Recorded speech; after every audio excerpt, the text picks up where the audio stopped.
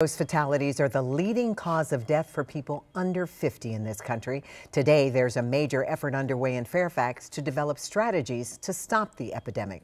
Northern Virginia Bureau Chief Peggy Fox has the story from George Mason University.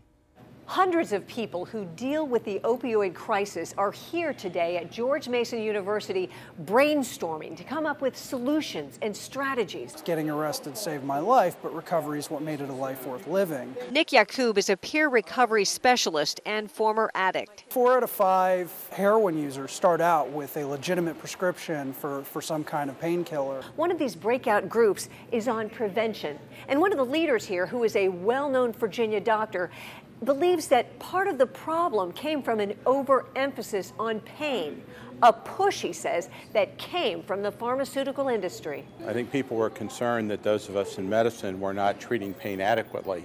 Dr. Bill Hazel, Virginia's former Secretary of Health, is now a senior advisor at Mason and helping to lead this opioid symposium.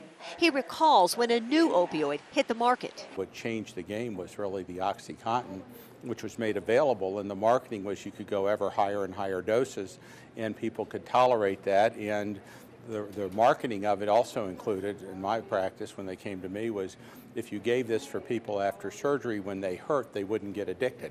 Dr. Hazel also remembers pain being labeled a 5th vital sign, along with a pain chart. So if you've ever been to the hospital, the emergency room with pain, you get asked 1 to 10, rate your pain. Do you think we need to look at pain differently?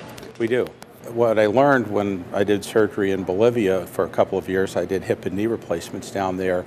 The patients didn't require opioids after surgery. They used a generic anti-inflammatory medication, and they didn't seem to suffer. They would get up and they would move, and they didn't have, to the best I could tell, some of the problems that we see related to using opioids. Hazel calls the opioid epidemic a disaster because it touches every aspect of society and life. He's hoping to be part of eradicating the epidemic.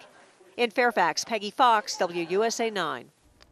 And here's some encouraging news in the fight against opioids. The number of prescriptions for the painkillers fell dramatically last year, showing their biggest drop in 25 years. Experts point to new legal restrictions and public awareness about addiction.